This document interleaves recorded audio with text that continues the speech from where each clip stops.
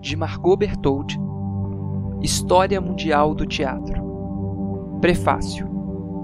Numa das tradicionais cenas da Comédia dell'arte, um bufão aparece em cena e tenta vender uma casa, elogiando-a grandemente, descrevendo-a com brilho e, para provar seu ponto de vista, apresenta uma única pedra da construção. Da mesma forma, falar do teatro do mundo é apresentar uma única pedra e esperar que o leitor visualize a estrutura total a partir dela.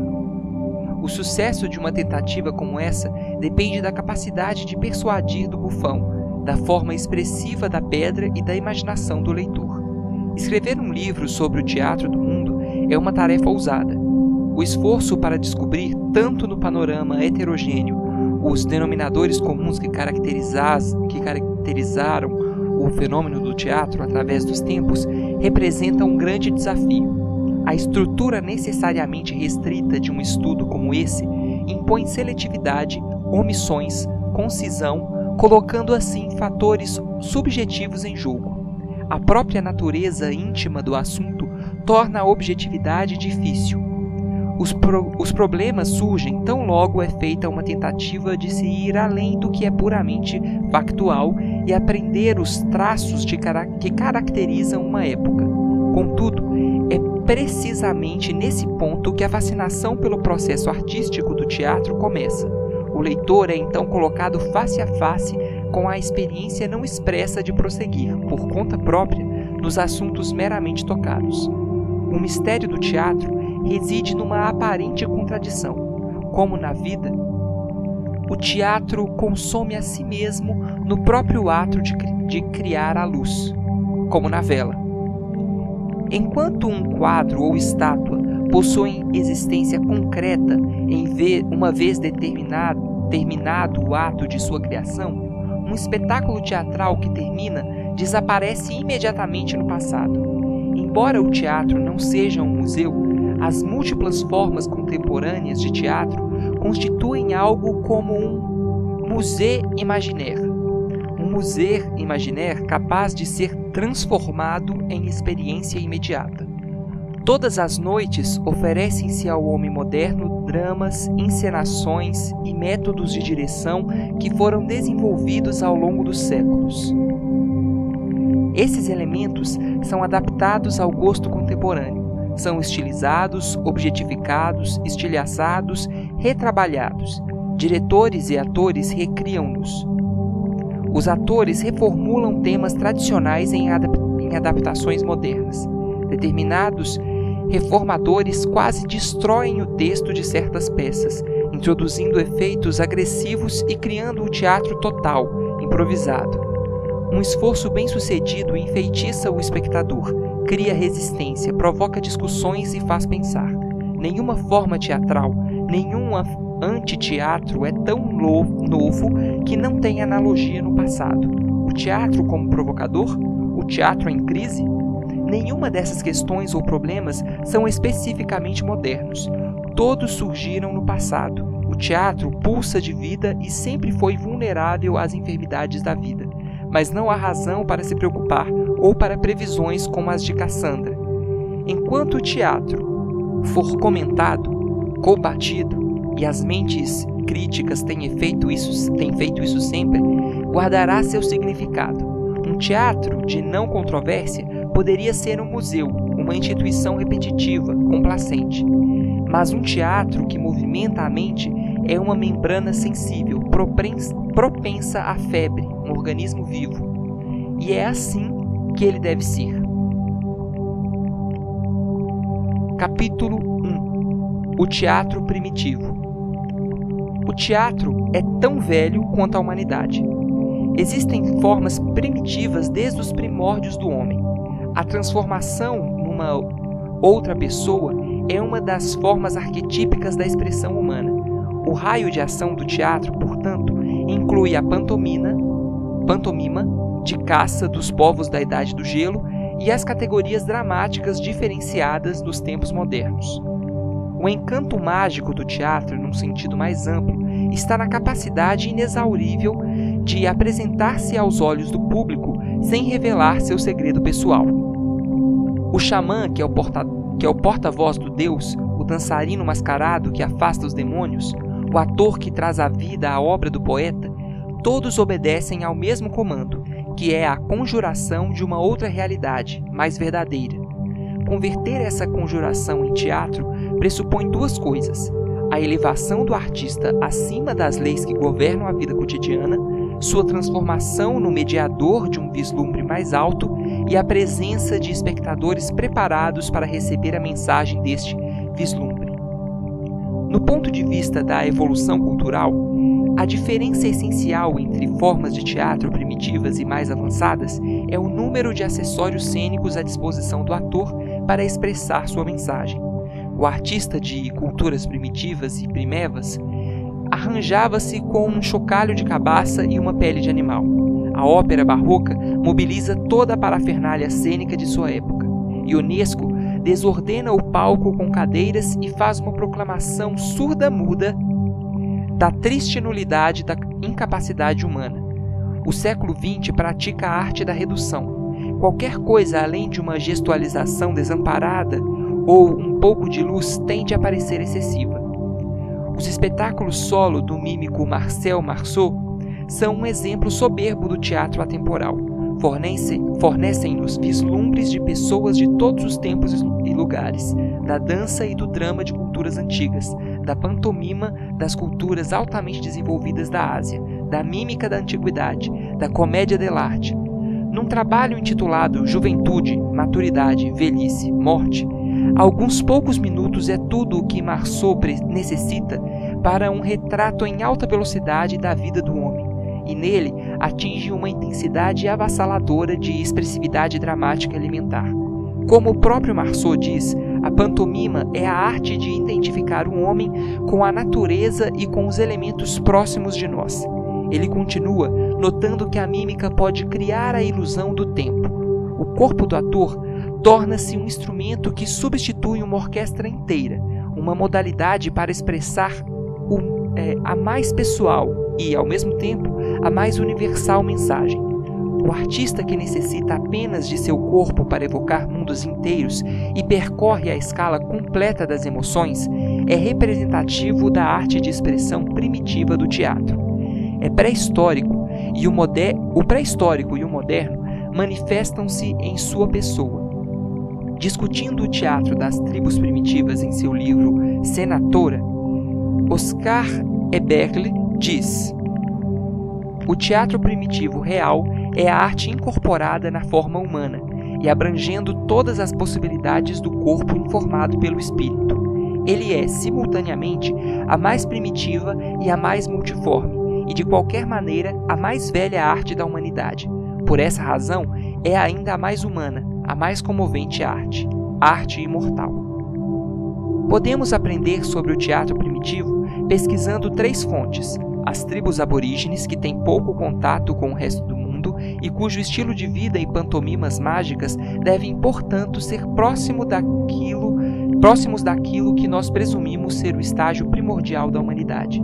As pinturas das cavernas pré-históricas e entalhes em rochas e ossos, e a inesgotável riqueza de danças mímicas e costumes populares que sobreviveram pelo mundo afora. O teatro dos povos primitivos assenta-se no amplo alicerce dos impulsos vitais, primários, retirando deles seus misteriosos poderes de magia, conjuração, metamorfose, dos encantamentos de caça dos nômades da Idade da Pedra, das danças de fertilidade e colheita dos primeiros lavradores dos campos, dos ritos de iniciação, totemismo e xamanismo, e dos vários cultos divinos. A forma e o conteúdo da expressão teatral são condicionados pelas necessidades da vida e pelas concepções religiosas. Dessas concepções, um indivíduo extrai as forças elementares que transformam o homem em um meio capaz de transcender-se e a seus semelhantes. O homem personificou os poderes da natureza, transformou o sol e a lua, o vento e o mar em criaturas vivas que brigam, disputam e lutam entre si e que podem ser influenciadas a favorecer o homem por meio de sacrifícios, orações, cerimônias e danças. Não somente os festivais de Dionísio da antiga Atenas, mas a pré-história a história da religião, a etnologia e o folclore oferecem um material abundante sobre danças, rituais e festivais das mais diversas formas que carregam em si mesmas as sementes do teatro. Mas o desenvolvimento e a harmonização do drama e do teatro demandam forças criativas que fomentem seu crescimento. É também necessária uma autoafirmação urbana por parte do indivíduo, junto a uma superestrutura metafísica. Sempre que essas condições foram preenchidas, seguiu-se um florescimento do teatro. Quanto ao teatro primitivo, o reverso do seu desenvolvimento implica que a satisfação do vislumbre superior a cada estágio era conquistada às custas de alguma parte de sua força original. É fascinante traçar esse desenvolvimento pelas várias regiões do mundo e ver como, quando e sob que auspícios ele se deu. Há clara evidência de que o processo sempre seguiu o mesmo curso. Hoje está completo em quase toda parte, e os resultados são contraditórios. Nas poucas áreas intocadas, onde as tribos aborígenes têm ainda de levar a cabo o processo, a civilização moderna provoca saltos erráticos, mais do que um desenvolvimento equilibrado. Para o historiador de teatro, o estudo das formas pré-históricas revela paralelos sinóticos que o seduzem a traçar o desenvolvimento da humanidade mediante o fenômeno do teatro. Conquanto nenhuma outra forma de arte possa fazer essa reivindicação com mais propriedade, é também verdade que nenhuma outra forma de arte é tão vulnerável à contestação dessa reivindicação. A força de arte começa com a epifania do Deus e, em termos puramente utilitários, com o esforço humano para angariar o favorecimento e a ajuda do Deus. Os ritos de fertilidade que hoje são comuns entre os índios cherokees, quando permeiam e colhem seu milho, têm seu contraponto nas festividades da corte japonesa, mímica e musicalmente mais sofisticadas, em honra do arroz.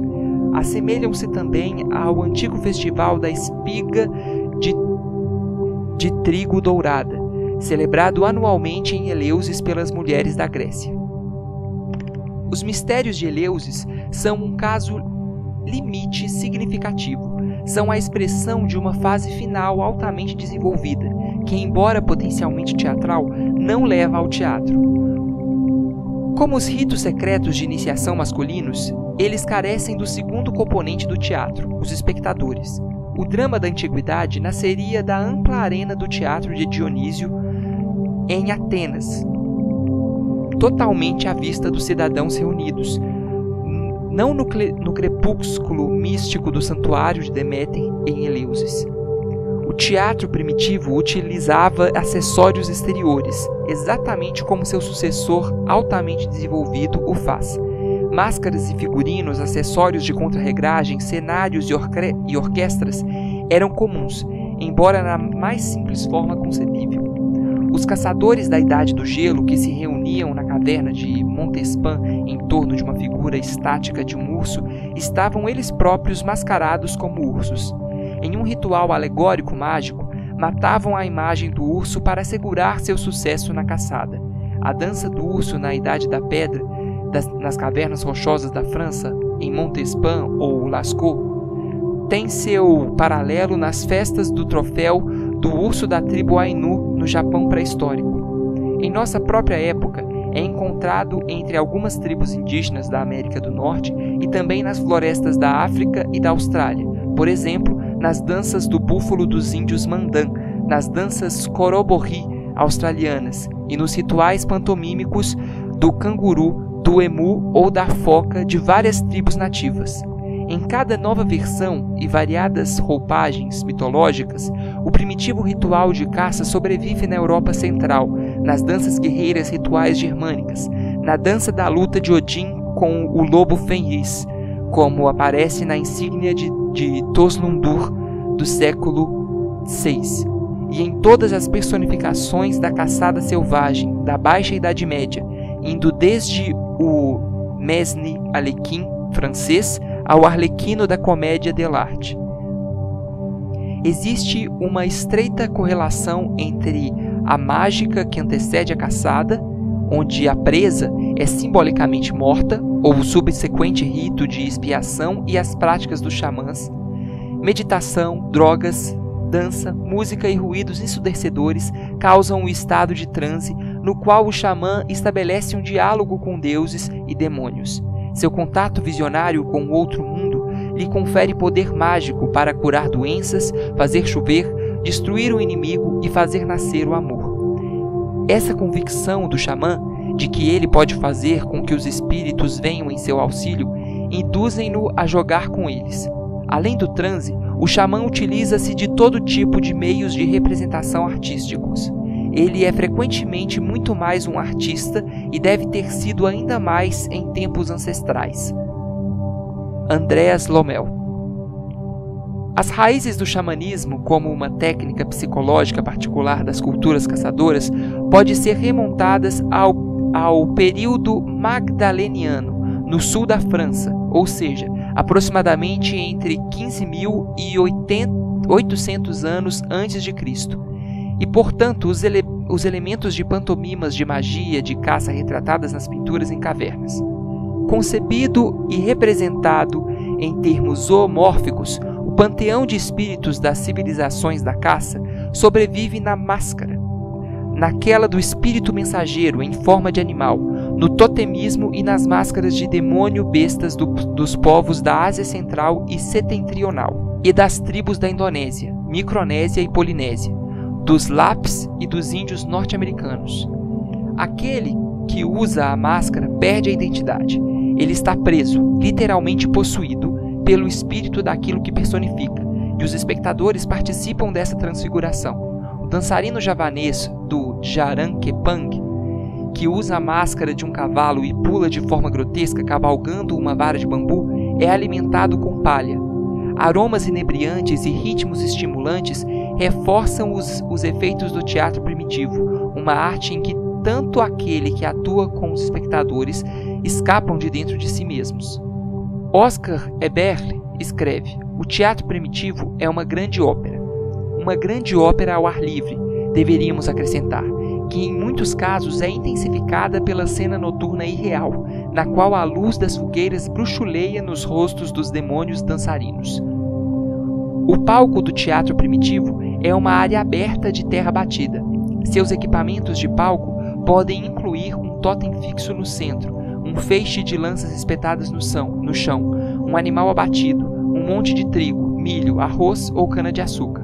Da mesma forma, as 9 mulheres da pintura rupestre paleolítica de Kogul dançam em torno da figura de um homem, ou o povo de Israel dançava em torno do bezerro de ouro, ou os índios mexicanos faziam sacrifícios, jogos e dançavam, invocando seus deuses. Ou, atualmente, os dançarinos totêmicos australianos se reúnem quando o espírito ancestral faz sentir sua presença, quando soam os mugidos do touro. Assim, também, vestígios do teatro primitivo sobrevivem nos costumes populares, na dança em volta do mastro de maio ou da fogueira de São João. É assim que o teatro ocidental começou, nas danças do templo de Dioniso aos pés da Acrópole.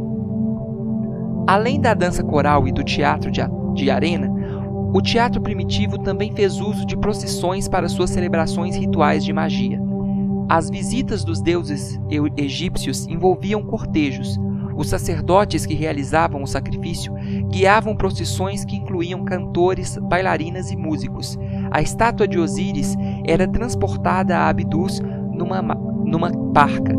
Os xiitas persas começavam a representação da paixão de Hussein com procissões de exorcismo.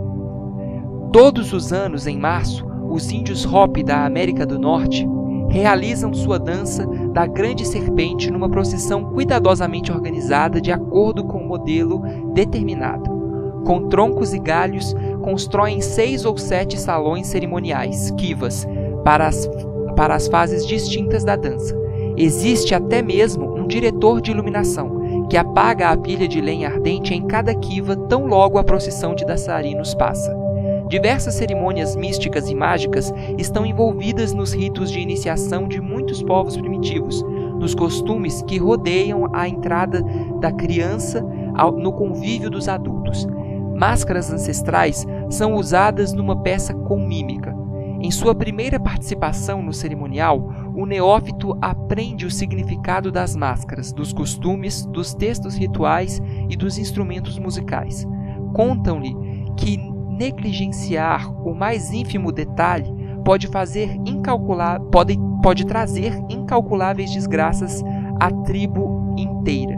Na ilha de Galwa, nas Novas Hébridas, os anciãos assistem criticamente à primeira dança dos jovens iniciados. Se um deles comete um erro, é punido com uma flechada.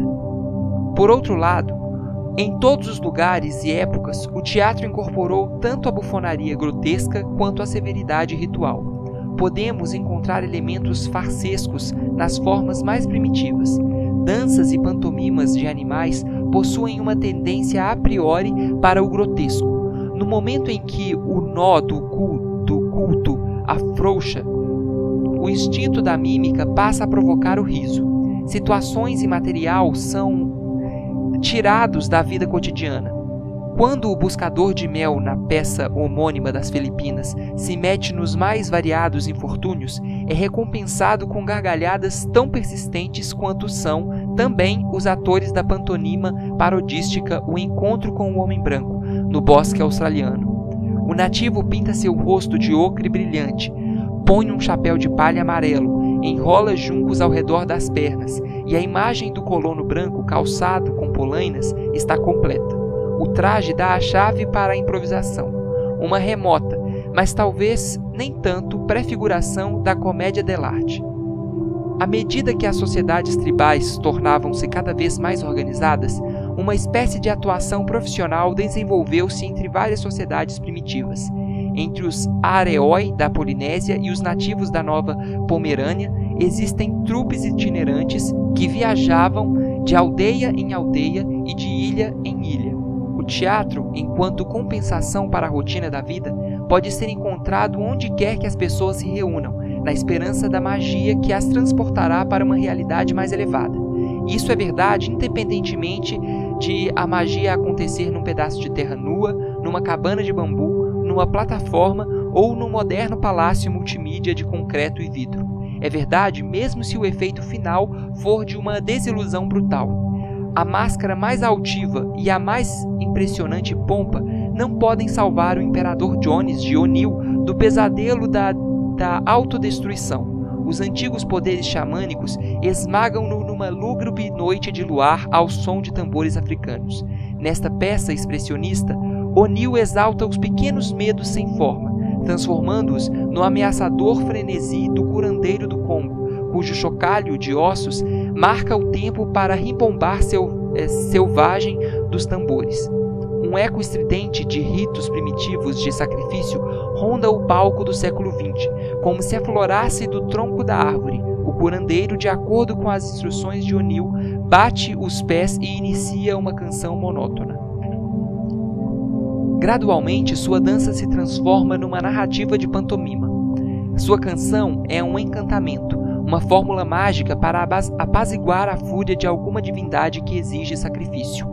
Ele escapa, está possuído por demônios, ele se esconde, salta para a margem do rio. Ele estira os braços e chama por algum deus dentro de sua profundeza.